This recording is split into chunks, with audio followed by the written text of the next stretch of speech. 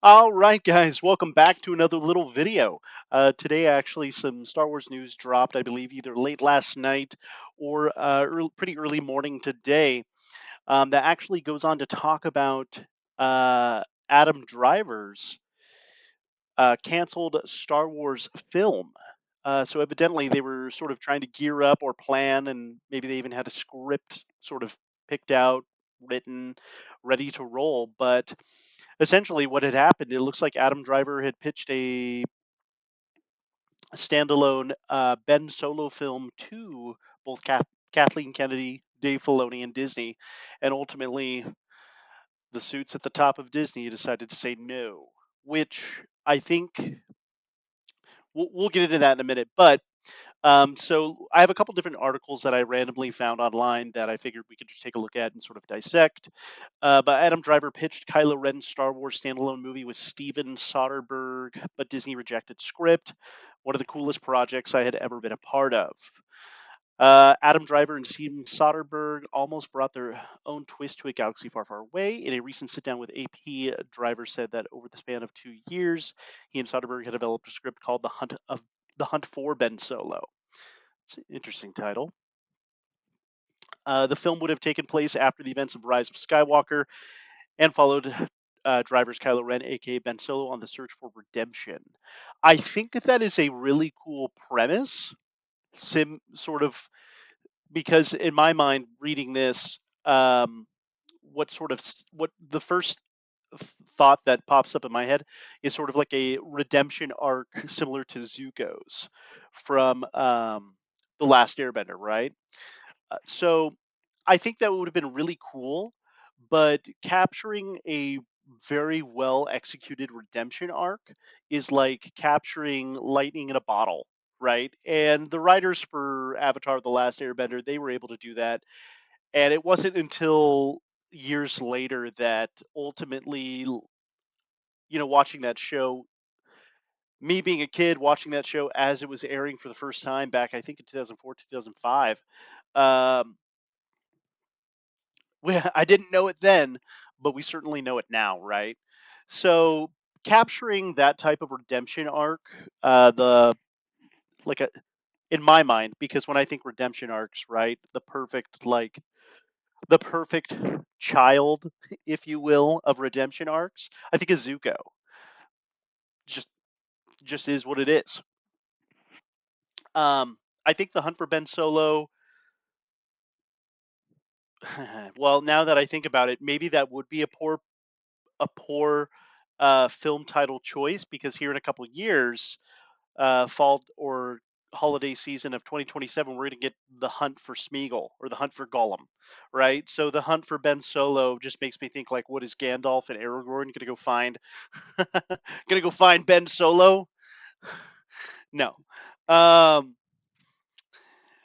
but anyway, I think it would be cool to see redemption arc, but I could also see why Disney would not want to do that just because he's already dead, right? And that's the thing with Star Wars over the number of years, and that's a chronic complaint I myself have made and others have been also making, is that nobody dies in Star Wars, right? There's no committed repercussions to people's actions within the films. You can have, Qui-Gon gets stabbed. Yeah, Obi-Wan doesn't know how to force heal, but Rey somehow does, and Rey force heals Kylo Ren, which he then later dies. It be what it be. Um, but in a recent sit down with AP, Driver said that over the span of 2 years, okay, yeah, we already read that. On the search for redemption, roughed out a story with Logan Lucky, screenwriter Rebecca Blunt, Scott Z. Burns later joined the pen of script. Always interested in doing another Star Wars project. I mean, probably. He's got to make money somehow, right? I'd always been talking, doing another one since 2021. Kathleen Kennedy had reached out. I always said, with a great director and great story, I'd be there in a second. I love that character and love playing him. If she had reached out to him just a couple years after the Rise of Skywalker, why'd they make the decision to ultimately kill him off? I don't know. And I think that's something that I struggle with in terms of the either director, producer, or actor side of things, in my brain, I'm thinking, if you're going to kill off a character, you need to commit to that action. They are dead.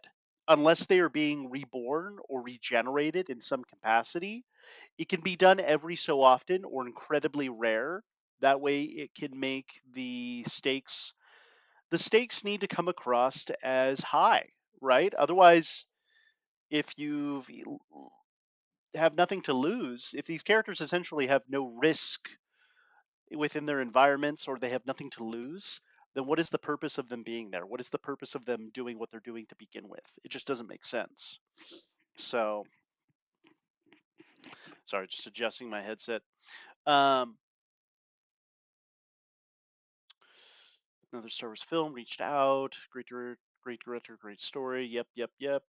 Driver described the film as handmade and character driven, comparing it to the 1980s Empire Strikes Back. Oh my god.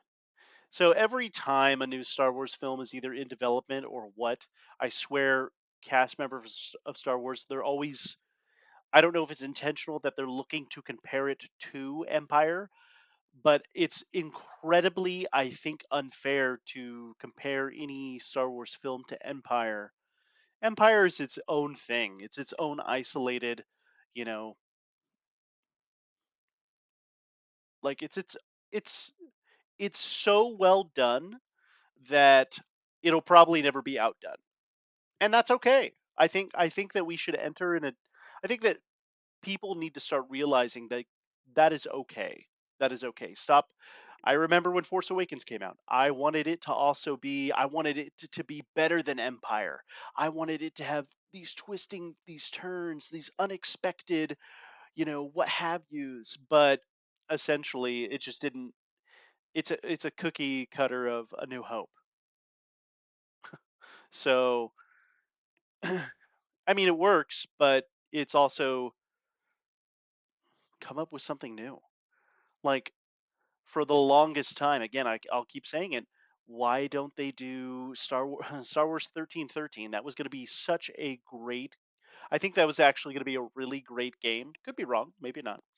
But it's just like, why not do a film about like the chaotic underworld scummy side of the galaxy where you get to meet all these cool characters, all these cool bounty hunters, all these, the syndicates, the Hut Cartel, the Pike Syndicate. You got the Black Sun Crime Syndicate, probably the largest crime syndicate within the galaxy for many, many years, if not decades or hundreds of years.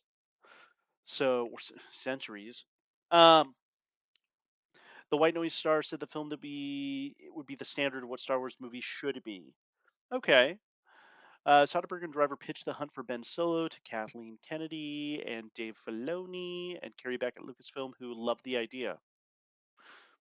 And here's another thing: even if since this got turned down, why don't they? I'm sorry, the Doritos ad is extremely distracting. I love Doritos as much as the next guy, but that's kind of weird, don't you think? um, so the Ben Solo movie gets canceled, right? Why don't they take this film script, release it to the public, just to just so that way the public can have a field day and just read it. Read what if we're not going to get this film, if it's not going to be a film adaptation, if you release it to the public, it's almost like, getting a little bit of closure on what could have been. Because I am curious to see what the story was and what they would have come up with. Because I don't think everything that Disney I think that they have touched on great ideas with Star Wars in the last few years, in the last, 10 years, but ultimately, the elephant in the room, they have failed to execute those ideas in a very, very well done, masterful uh, way. Uh, so, um, presented the script to Lucasfilm. They loved the idea. Driver recalled totally understood our angle and why we were doing it. We took it to Bob Iger and Alan Bergman, and they said no. Gee, who saw that coming?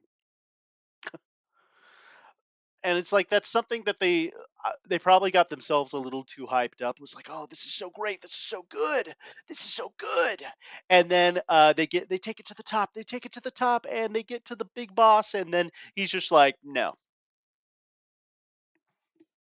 It's just if you expect to be disappointed, you'll if you expect to how's that saying go?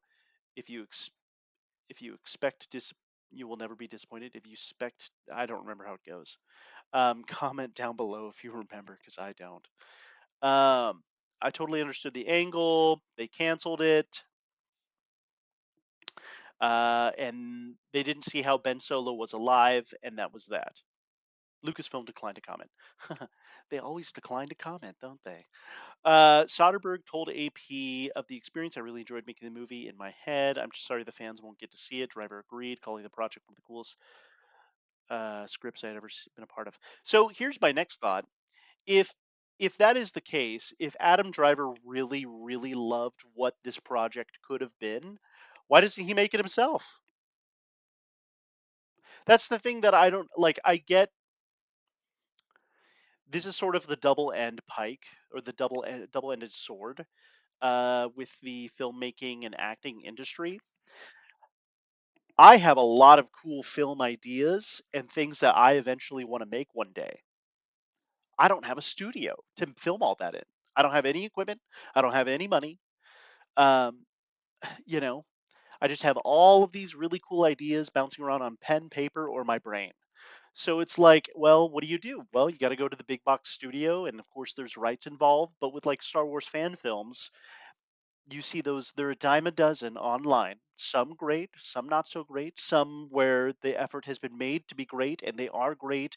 If they had more resources, more budget, more this, more that, of course it would be better. But just because you have a large budget does not guarantee, cinematic master, absolute cinema, uh, level of quality. Um, but in my mind, if Adam Driver is that passionate about this project, why doesn't he try to maybe make like a short film himself? And if there's enough success off of that wave, maybe Disney would want to capture that and go, hey, you know what? We saw that short film you made, Adam. We love it. Actually, come back into my office. Let's sit down and talk deets. Just food for thought. I don't know. But I know a lot of actors, they are obligated to the contracts that bind them. So, one of the coolest scripts I'd ever been a part of. Driver debuted as Kylo Ren's 25th of Work Awakens. Yep, yep. Read his entire interview here. Oh, so it just took me to the next website I already had loaded up. How funny. Okay, that's cool. Yeah, so I was going to go read the other article because I was curious what the other one said. Um, okay, we don't care about artwork in his office and his son in the Millennium Falcon. Oh, that's pretty cute. Uh, do, do, do, do. Yep, yep, yep. Movie age or where franchises, not filmmakers, have ruled the industry. Drivers stayed remarkably loyal to directors, compelling to make personal films. Yeah, Megalopolis. I still gotta see that. I haven't watched that. Yeah, Ferrari. I still gotta watch that too. There's so many movies in recent years I haven't watched because I've just been working like crazy. I went to school. Basically, the last few years I went to school. Not the last few years, but 20 part of 2020, all of 2024, and a couple months of 2023. I went back to school to become a medical assistant because I work in the medical field now. And great gig, absolutely love the job. I can talk about that another day. But that's why I started the YouTube channel in 2022, and then moved moved a couple times in 2022, once in 2022, once in 2022, 2023, and then went back to school right after moving where I live now, and then just finally was able to very early spring this year graduate from that school, complete the program, become certified, have a really steady job to where I only work 4 days a week, 10 hours a day. Great fucking gig. Cannot complain at all. Although I will complain that today's the last day of my vacation and I got to go back to work tomorrow. I know, cry me a river, right? Just kidding.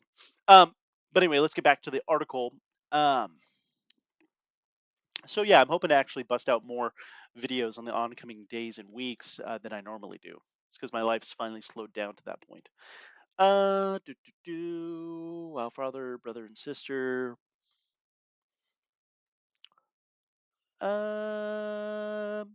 Okay, okay. And this is sort of where the meat and potatoes of the article pick up. But driver's faith in filmmakers always isn't always shared by the powers that be in the industry. In a lengthy conversation that often touched on Driver's concerns about current Hollywood trends, he revealed that he and Steven Soderbergh spent the last 2 years developing a Star Wars film that ultimately nixed by the Walt Disney Company. A Star Wars near miss. I always was interested in doing another Star Wars film. Okay, so that was in the other article. Yep. The movie culminated in Ren's redemption and apparent death. Driver had undertaken the trilogy with an arc in mind for Ren that inverted the journey of Darth Vader. So it's like a reverse Darth Vader arc. It's kind of cool. As the trilogy evolved, it didn't play out that way. Driver felt unfinished business for Kylo Ren, or as you know before turning the dark side had Ben Solo. Okay. So they pitched it. Cool. Script. Got it. We present the script. They love the idea. They didn't see how Ben Solo was alive, and that was that. It was called The Hunt for Ben Solo. And it was really cool, but it is no more, so I can finally talk about it. Okay. Make the movie in my head. Okay. Of course, they declined to comment. Most companies do. It's been a period of transition for the future film operations of Star Wars. Kennedy, a longtime Lucasfilm president, expected to step down by the end of the year. She probably won't. Just kidding. She better. Um, After a feature film, I hope you guys pick up on my humor with these videos. I'm extremely sarcastic and just such a nuisance. Um, Numerous projects are in various stages of development. John Favreau's The Mandalorian and Grogu, Sean Levy's Starfighter with Ryan Gosling, which that I'm interested to see. So when they finally drop a trailer or teaser, I will definitely be doing a real view on that because I was sort of taken back and surprised when they had initially casted Ryan Gosling in a Star Wars film. I mean, it makes sense. He's a pretty solid A-list actor. You know, throw Gosling in a X-wing cockpit, have him blow up a few ships and fly around and look cool while doing it. Sounds like a simple recipe for a film that could potentially be uh, successful. And plus, I wish this might not be for everybody. Do a Star Wars film where certain shots are first person while inside the ship, like going down the hallway. Not every shot, but just occasional more first person shots. Because they recall they have that having with a lot of the like Force Awakens, the fight on Starkiller Base, which used to be known as Ilum. Uh, they released that detail pretty late in the game, but those first person shots were really cool because it's like a real life battlefront shot. I don't know. Sean Levy's Starfighter with Ryan Gosling. Yep. Daisy Ridley returning as Rey. A James Mangold directed movie with a new saga helmed by Simon Kinberg. Seems kind of interesting. The decision was mystifying. Who wouldn't Soderbergh direct a Star Wars film? Spent money and economic with it for less than most of the same spirit with the movie This Are, which handmade the character design director said Empire Strikes Back being, in my opinion, the standard for what those movies were. But he is, to me, one of my favorite directors of all times. He lives his code, lives his ethics, and doesn't compromise. I think Adam Driver, like he's right that it's being Empire is a standard of Star Wars films, but again, like I said earlier, it's it's hard to compare. Empire Strikes Back is okay with being a standard of quality of film where it's like if you're doing a Star Wars movie, my film needs to be good quality up to, if not better than Empire. But the thing is with Empire, post production, post filming, after the actors are done, I wish that they wouldn't come out and say like this was gonna be better, this one's gonna be better, this one's going to be better than Empire. I remember Anthony Daniels saying that in an interview for Force Awakens, and that just created more hype.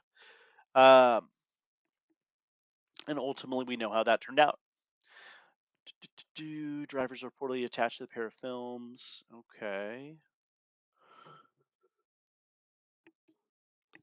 Excuse me.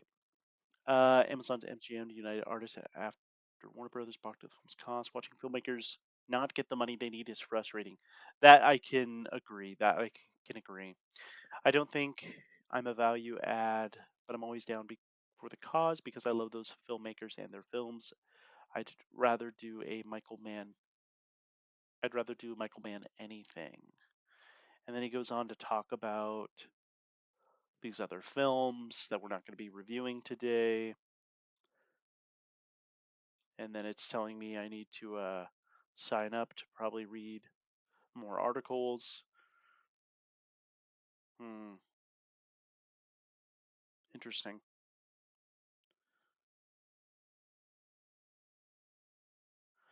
Interesting. So then it looks like he goes on to talk about other films and that sort of thing. Um, but yeah, ultimately, I think that I while I can I'm sympathetic towards Adam Driver in regards to his loss of this film. That sucks. It does suck when you have a really great film, really great ideas, and it's just never going to see the light of day. That does suck.